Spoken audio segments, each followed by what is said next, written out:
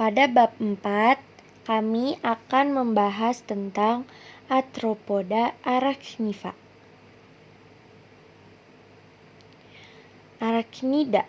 Kelas arachnida penting dalam bidang kesehatan karena selain ada yang dapat menimbulkan penyakit secara langsung akibat toksin dan iritan yang dihasilkannya, ada juga yang dapat menjadi vektor penular berbagai macam penyakit.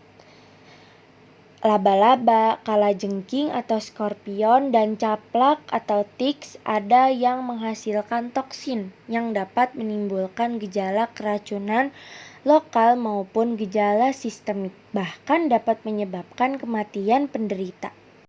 Lalu di sini ada anatomi dan morfologi arachnida.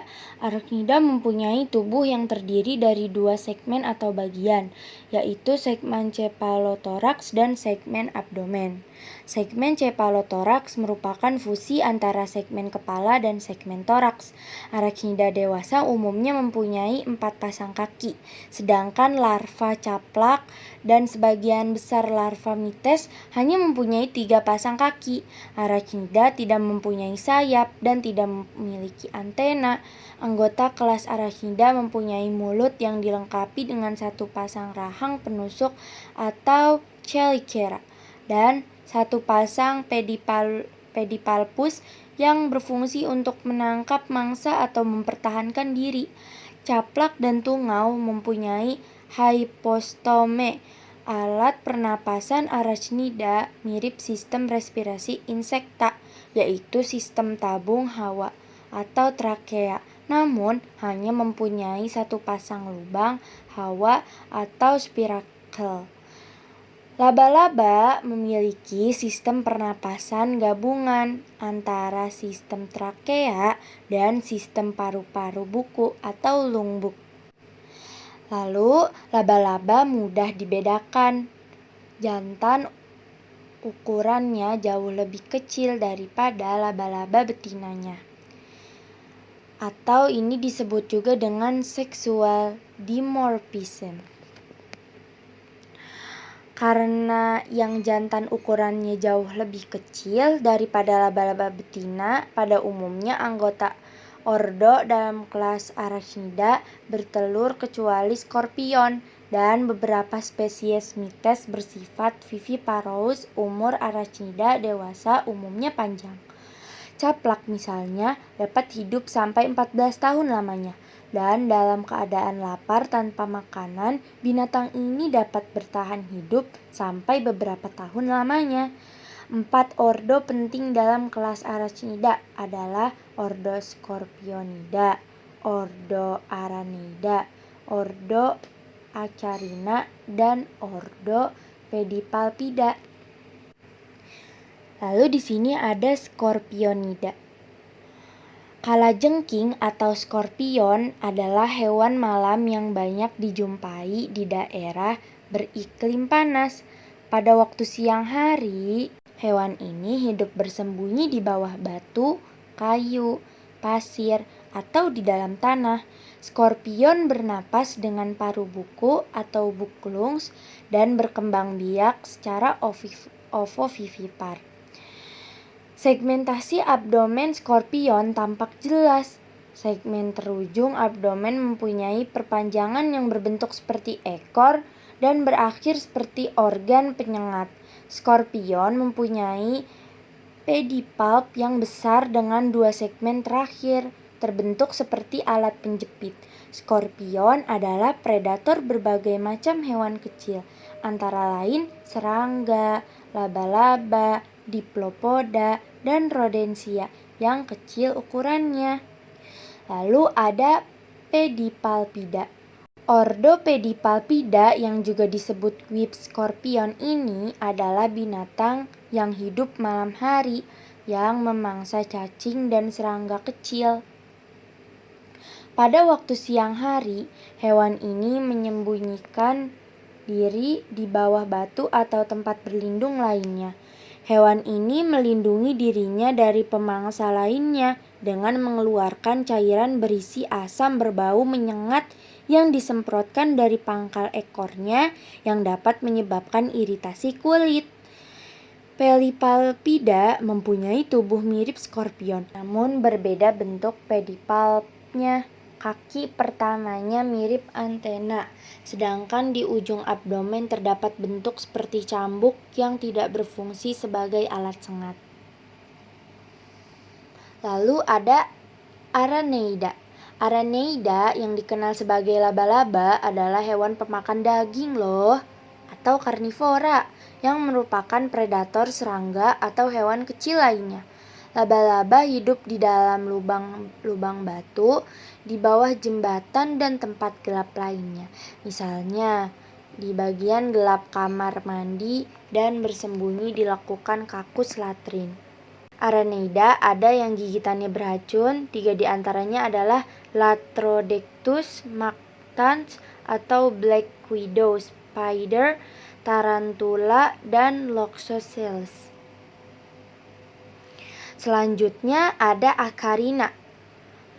Anatomi dan morfologi Acarina yaitu abdomen Acarina tidak mempunyai segmen. Selain itu, segmen cephalothorax dan segmen abdomen telah mengadakan fusi sehingga badan ordo ini tampak menjadi satu kantung. Ordo Acarina berbentuk kecil, kepalanya telah mengalami kemunduran.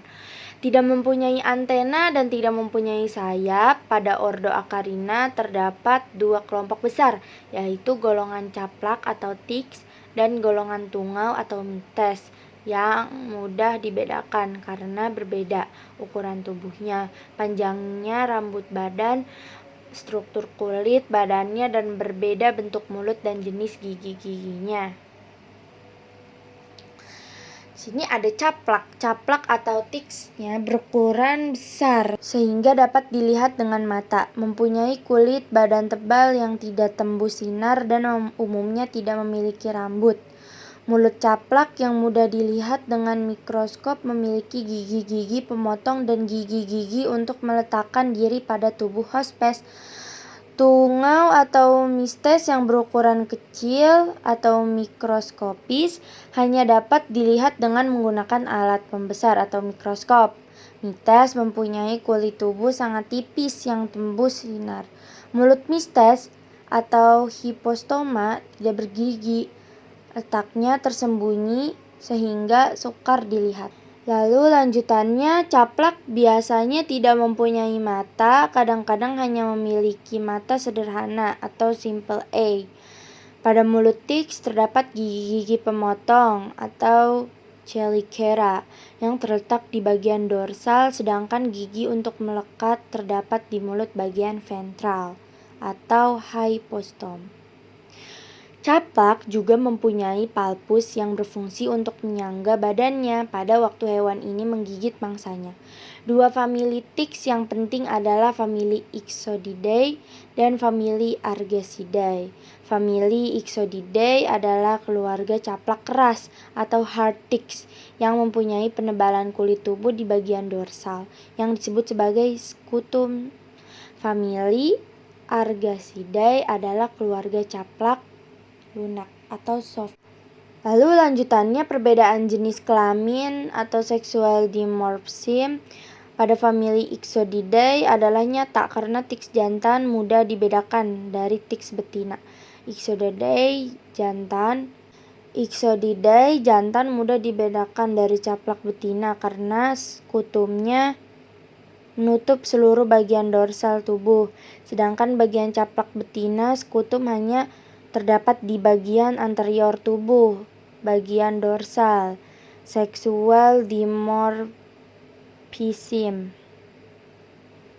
pada caplak lunak famili Argesidae tidaklah nyata karena pada caplak lunak tidak mempunyai skutum baik caplak jantan maupun caplak betina.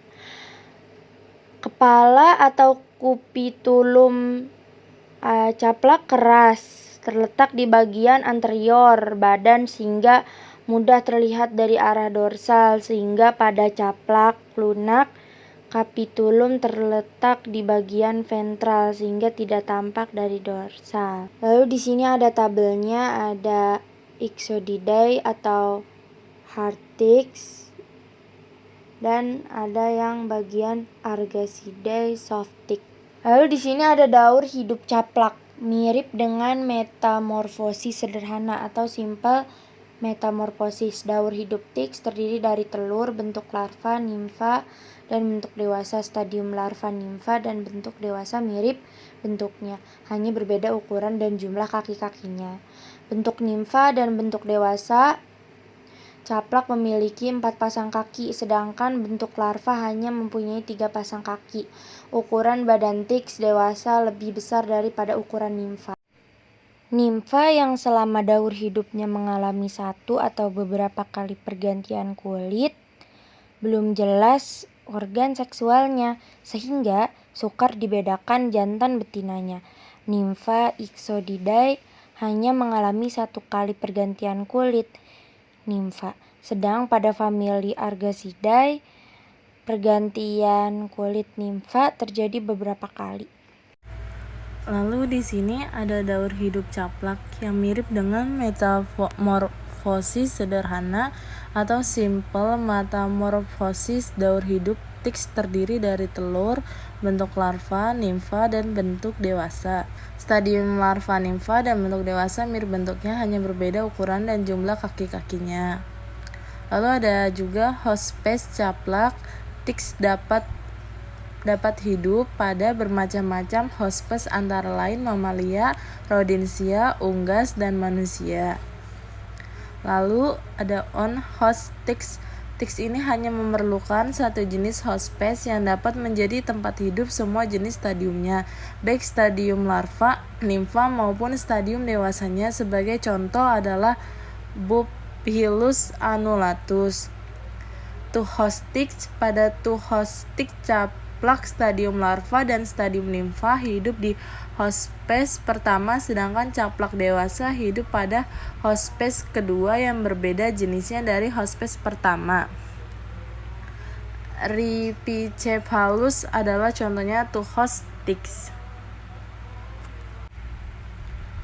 Many-host tiks. Kelompok caplak ini membutuhkan lebih dari 3 jenis hospes untuk melengkapi daur hidupnya, selain larva dan caplak dewasa yang hidup pada hospes yang berbeda jenisnya. Berikut juga ada caplak dan penyakitnya. Secara langsung, caplak dapat menimbulkan dermatosis dan beberapa jenis tiks dapat menghasilkan toksin. Selain itu, caplak juga dapat menularkan berbagai macam mikroorganisme penyebab penyakit. Berikut penyakit yang ditularkan oleh caplak yaitu Ixodidae maupun Argacid dapat menularkan virus, rickettsia, bakteria, atau protozoa penyebab penyakit. Yang pertama, virus arthropods borne. Virus arbovirus yang dapat ditularkan oleh tiks adalah arbovirus grup B yang menjadi penyebab Hyasanur forest disease, Russian Spring Summer encephalitis, dan Omsk hemorrhagic fever. Lalu yang kedua, rickettsia. Tiks merupakan sumber utama penularan rickettsia karena rickettsia hidup lebih lama di dalam tubuh tiks daripada di dalam tubuh manusia. Selanjutnya, bakteria. Relapsing fever yang disebabkan oleh Borrelia recurrentis ditularkan oleh Ornithodoros, dan tularemia yang disebabkan oleh Pasteurella tularensis ditularkan oleh berbagai jenis tiks, misalnya Dermacentor. Protozoa. Caplak dapat menularkan berbagai jenis protozoa yang hidup di dalam darah hewan, misalnya Pyroplasmosis yang disebabkan oleh Babesia dapat ditularkan oleh Bupilus haemaphylacis, Rhipicephalus, Dermacentor. Lalu di sini ada mites atau tungau. Anatomi dan morfologi tungau. Bentuk mites mirip tiks, ukurannya sangat kecil, mikroskopis sehingga harus dilihat dari kaca pembesar atau mikroskop. Yang tubuhnya terdiri dari suatu segmen yang merupakan fusi segmen antara segmen abdomen dan segmen cephalothorax. Mites dewasa dan nimfa mempunyai 4 pasang kaki, sedangkan larva hanya memiliki 3 pasang kaki. Lalu daur hidup tungau. Mites umumnya bertelur kecuali Phimotes ventricosus yang ovovivipar. Daur hidup mites yang umumnya berlangsung lengkap dalam waktu kurang dari 4 minggu, terdiri dari telur, bentuk larva, bentuk nimfa, dan bentuk dewasa. Lalu tungau sebagai penyebab penyakit. Sebagian besar mites hidup besar di alam free living dan hanya sedikit yang dapat menimbulkan penyakit secara langsung atau mampu menularkan penyakit pada manusia. Lalu di sini ada penyebab langsung penyakit, yaitu mites secara langsung dapat menyebabkan kehilangan darah atau blood loss, akariasis, alergi, dan dermatitis. Yang pertama, ada blood loss, kehilangan darah atau cairan tubuh umumnya hanya terjadi pada hewan atau anak hewan yang terinfektasi tungau. Yang kedua, ada akariasis, infestasi mites dapat terjadi di dalam rongga, telinga tengah, dan telinga bagian dalam, di dalam saluran napas dan paru, di dalam jaringan limfe, saluran dan rongga hidung, serta sinus-sinus nasal. Yang ketiga, alergi. Akibat gigitan mites, orang-orang yang peka dapat mengalami alergi. Selain itu, akibat menghirup udara yang mengandung tungau, debu rumah atau host dust mites, misalnya dermatophagoides, orang-orang yang peka dapat mengalami bersin-bersin atau asma bronchiali. Lalu ada dermatitis berbagai jenis mites, misalnya Sarcoptidae, Demodicidae, tunggaungus, tungau tikus, atau oleh larva Trombacula dapat menyebabkan dermatitis. Lalu di sini ada krustasea yang berperan di bidang kesehatan karena ada yang dapat bertindak sebagai hospes, perantara daur hidup cacing yang parasitik pada manusia. Superkelas yang hidup di dalam air bernapas dengan insang ini mempunyai 2 pasang antena dan lebih dari 3 pasang rahang. 1. Malacostraca dan Copepoda merupakan anggota kelas Eschartes yang penting pada superkelas Crustacea. Malacostraca biasanya hewan yang berukuran besar ini atau makroskopis, badannya mempunyai 5 segmen kepala, 8 segmen toraks, dan 7 segmen abdomen. Sedangkan Copepoda, krustacea yang berukuran sangat kecil ini hanya dapat dilihat dengan mikroskop. Organisme ini mempunyai 1 pasang maksila dan 4-5 pasang kaki dan tidak mempunyai saraf fase. Lalu di sini ada perbedaan Euphosepoda dan Decapoda. Ukuran sangat kecil atau mikroskoposis dan makroskopis. Harapes, Eucopedia tidak mempunyai, Decapoda mempunyai. Maksila, Euphosepoda 1 pasang, Decapoda 3 pasang. Kaki, Euphosepoda 1 pasang, Decapoda 3 pasang. Kaki, Euphosepoda 4-5 pasang, Decapoda 5 pasang. Ciri khas lain, Euphosepoda tidak mempunyai mata menjemuk. 2. Hanya hewan betina selalu membawa kantung telur. Decapoda mempunyai 5 segmen kepala, 8 segmen toraks, dan 7 segmen abdomen. Hospes perantara dari Euphosepoda, Delatum demedinensis, G. spinegerum. Decapoda, Pewestermani. Yang kedua, Acanthonesis. Lalu di sini ada Myriapoda. Terdapat 2 ordo yang penting dalam kelas Myriapoda, yaitu ordo Chilopoda dan ordo Diplopoda yang tubuhnya mempunyai banyak segmen. Morfologi kedua ordo berbeda dalam hal jumlah kaki setiap segmen. Lalu ada Chilopoda. Hewan ini memiliki tubuh dengan banyak segmen yang setiap segmennya mempunyai 1 pasang kaki dan 1 pasang tabung hawa atau spirakel.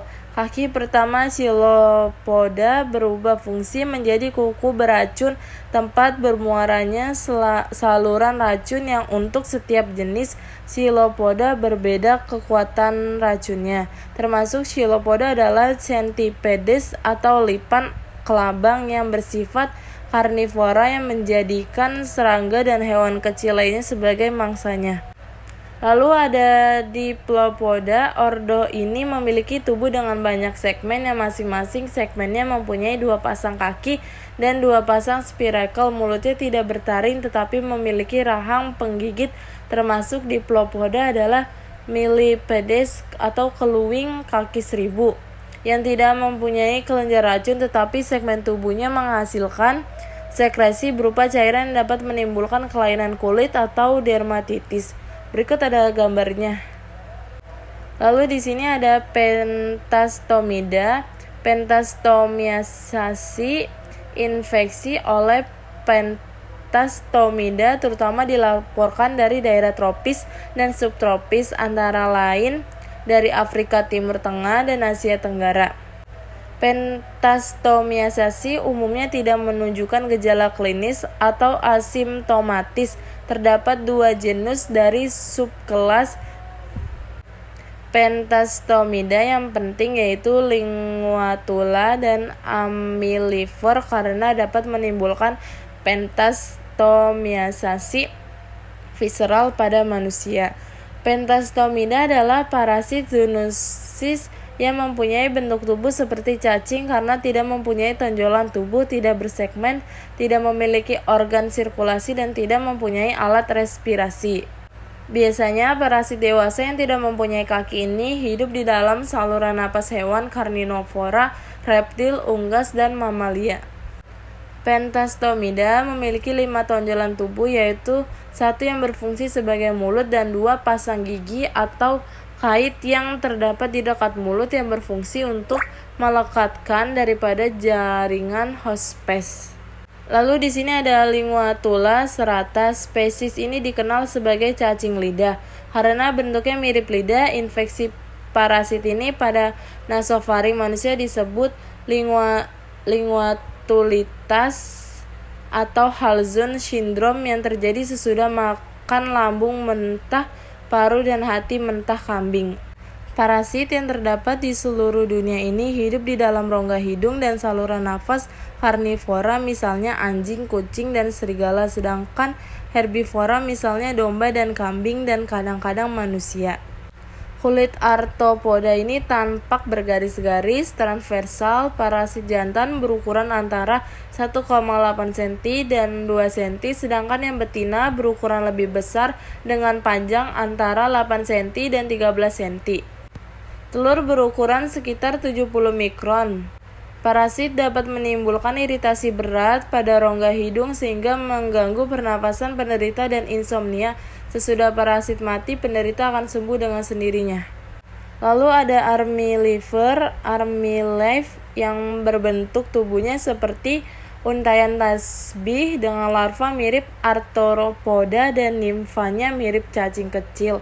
Hospes definitif Armyllifer adalah ular dan reptil lainnya, sedangkan bertindak sebagai hospes perantaranya adalah rodensia, mamalia, dan manusia.